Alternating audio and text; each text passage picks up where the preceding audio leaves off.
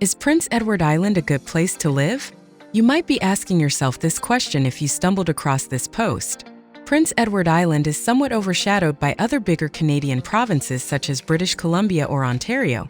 But this small island offers a lot, especially for nature lovers. There are pros and cons to living anywhere, and Prince Edward Island is no exception. Before deciding where we wanted to live in Canada, we spent a lot of time researching all the different provinces. This included researching the pros and cons of living in Prince Edward Island. In this video, we share our insights on whether or not Prince Edward Island is a good place to live. So, here is the list of the 5 best places to live in Prince Edward Island, Canada. Before we start, make sure you subscribe to the channel and press the bell icon for the latest upcoming travel videos. Here we go.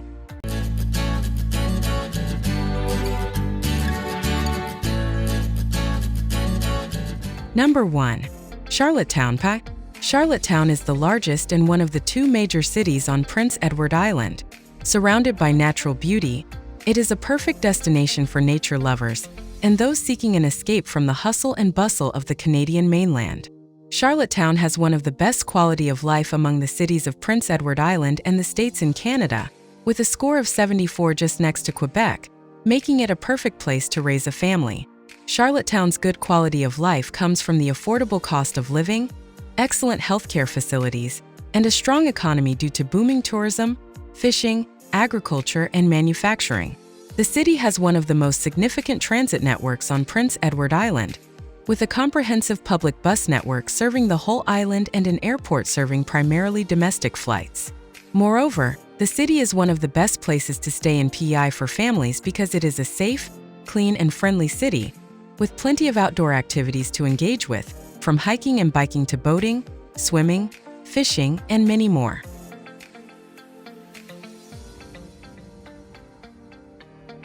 Number 2. Murray River.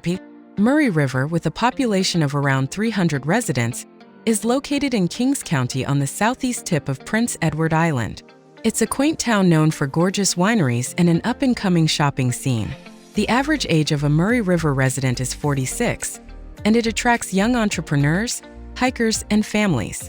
There's a lovely range of temperatures here as the weather reaches highs of 25 degrees Celsius in the summer and -10 degrees Celsius in the winter. The average income is $30,111 after tax, while the unemployment rate sits at 9.1%. Crime rates are 8% lower than the province average, making it one of the top choices on our list.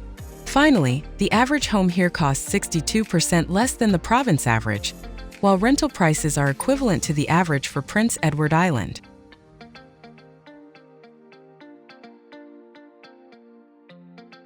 Number 3.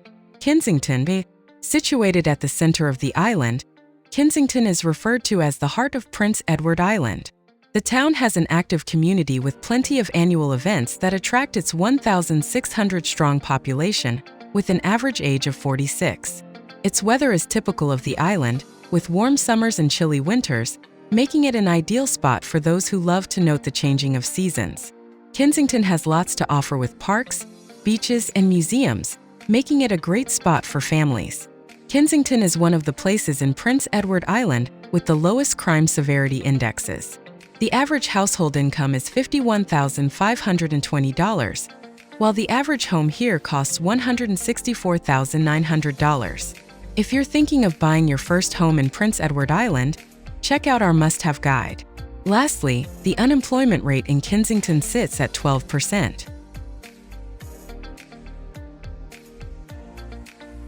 Number 4. Surus. Located on the northeastern edge of Prince Edward Island, Surus is a quiet community with a cheap cost of living and a rich history. Its location on Colville Bay, an entrance of the Gulf of St. Lawrence, makes it the starting point for ferries to Magdalen Island. A few nursing facilities and retirement communities are in town, making it an excellent area for older people to settle down. Area Vibes reports that the cost of living in Surus is 18.1% below the Canadian average and 9.1% below the Prince Edward Island average. According to the ERI's numbers, necessities including food, shelter, and medical care are all cheap in this town. According to Area Vibes, Surus is safer than 71% of Canadian cities, with 16% lower criminal activity than the national average and a 1 in 29 chance of becoming a target of crime. The median household income is $42,368 per year.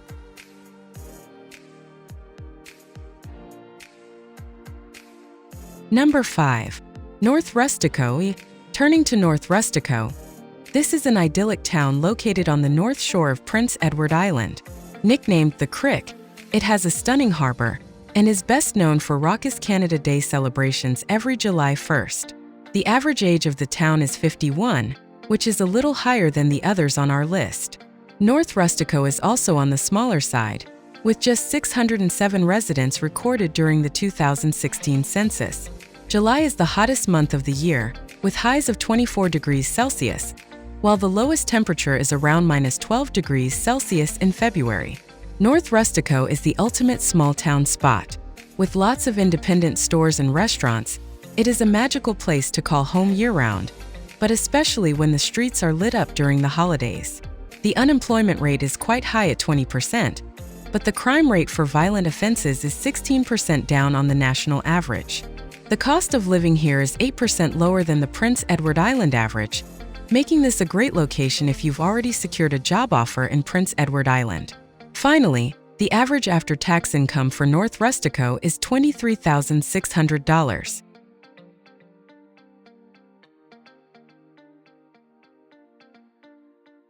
The last word. So guys, these are the best places to live in Prince Edward Island, Canada. Hope you will like it and appreciate it. People who come to this city are amazed by all of the awesome things there are to do and see.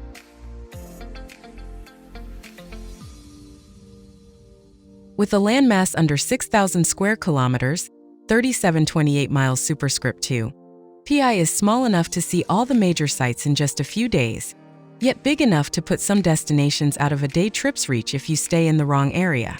A Canadian prairie local, I recently paid a visit to the East Coast for the primary purpose of finding the top places to stay and the best things to do on Prince Edward Island.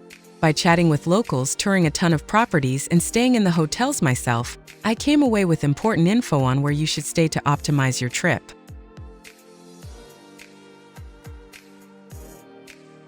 So, if you love to travel and you want to see the whole world, then this is the channel that gives you a list of the best places to visit in the world. Make sure you subscribe to the channel and press the bell icon for the latest upcoming travel videos. Bye-bye, see you in the next video.